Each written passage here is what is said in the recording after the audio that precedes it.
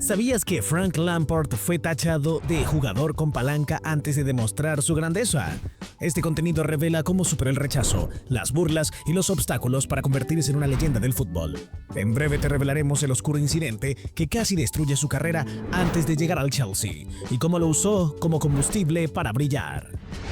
No te lo pierdas, suscríbete, dale like, comenta y comparte para más historias impactantes del mundo del deporte. Frank Lampard fue durante años uno de los jugadores más señalados por los hinchas ingleses, especialmente en Londres. ¿Cómo puede ser que alguien que terminó segundo en el Balón de Oro, superando a leyendas del fútbol mundial, haya sido en algún momento abuchado por miles de personas cada fin de semana? La respuesta no solo está en sus inicios, sino también en cómo su historia representa la lucha constante por el respeto incluso cuando los logros son evidentes. Desde sus primeros pasos en el fútbol profesional, Lampard fue acusado de haber llegado por conexiones familiares más que por mérito. Y es que su padre, Frank Lampard Sr., y su tío Harry Redknapp tenían cargos clave en el West Ham cuando Frank ingresó al club. ¿Cómo confiar entonces en que su ascenso era justo? Muchos aficionados lo vieron simplemente como un niño bien con acceso privilegiado.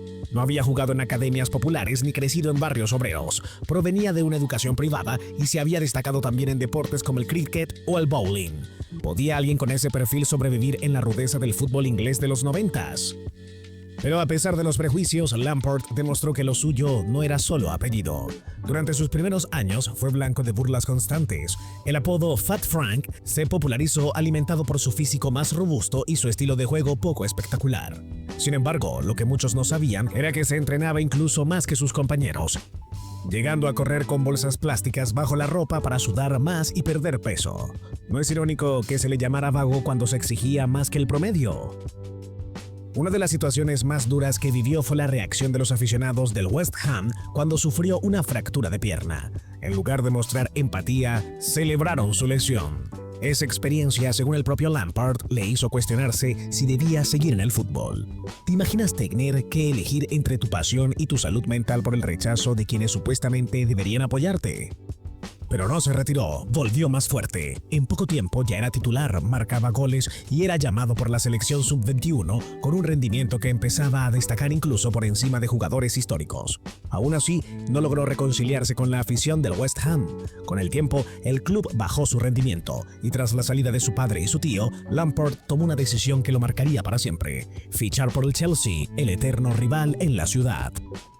El traspaso no solo fue un cambio de camiseta, sino una declaración de intenciones. A pesar de tener ofertas para ir a clubes que le ofrecían jugar Champions League de inmediato, eligió al Chelsea, un equipo que no ganaba la liga desde los años 50. ¿Por qué lo hizo? Porque quería construir algo y quizás también cobrar revancha. Sin embargo, su llegada a Stamford Bridge tampoco fue celebrada con fuegos artificiales.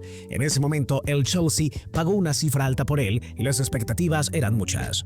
Los primeros meses fueron duros, sin goles, con problemas de indisciplina y un incidente vergonzoso tras los atentados del 11 de septiembre, donde él y otros compañeros fueron expulsados de un hotel por burlarse de la tragedia.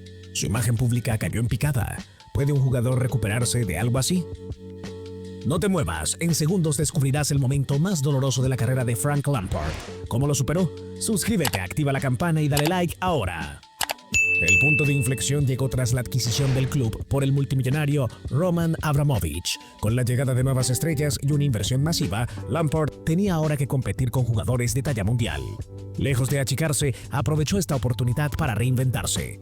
A diferencia de etapas anteriores, ahora tenía un mediocampista defensivo como Makelele, que lo liberaba de responsabilidades defensivas, permitiéndole enfocarse en lo que mejor sabía hacer: llegar al área, asistir y marcar. En solo una temporada, Lampard multiplicó su impacto en el juego. Fue nombrado 2 veces jugador del mes en la Premier League y sumó más de 20 contribuciones de gol. Su papel fue tan crucial que Inglaterra optó por dejar en el banco a Paul Scholes para darle el lugar a él en la Eurocopa. ¿Qué tan decisivo tienes que ser para que una leyenda como Scholes pierda su lugar? Pero lo mejor aún estaba por llegar. Cuando José Mourinho aterrizó en el Chelsea, vio en Lampard a su jugador clave. Le dijo directamente que era tan bueno como Zidane o Deco y que lo convertiría en el mejor del mundo. Esta confianza fue el combustible que necesitaba. En la temporada siguiente no solo guió al Chelsea al título de liga con goles decisivos, sino que también registró una de las mejores campañas individuales que se recuerdan para un mediocampista.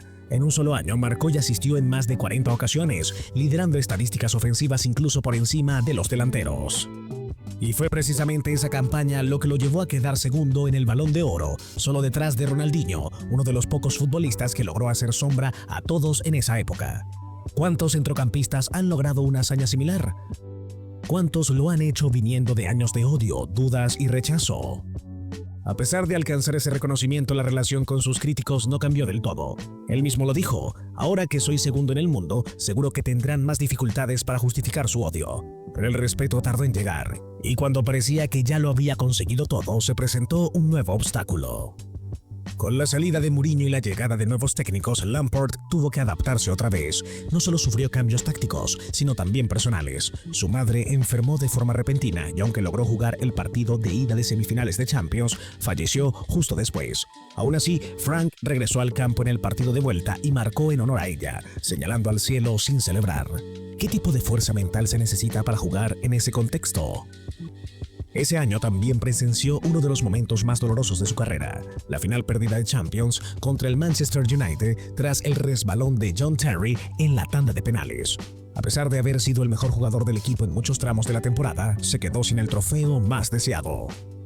La vida fuera del campo tampoco le daba tregua. Pasó por un divorcio complicado y fue blanco de la prensa sensacionalista. Pese a todo, su rendimiento seguía intacto. Cerró esa temporada con más de 40 contribuciones de gol y una regularidad que desafiaba el paso del tiempo. Incluso José Mourinho, desde el Inter, le llamó diariamente para intentar llevárselo a Italia. ¿Qué tan valioso debe ser un jugador para que un técnico lo quiera tener cerca, pase lo que pase? Pero Lampard tenía una misión pendiente: conquistar la Champions con el Chelsea. Y mientras eso no ocurriera, no pensaba irse.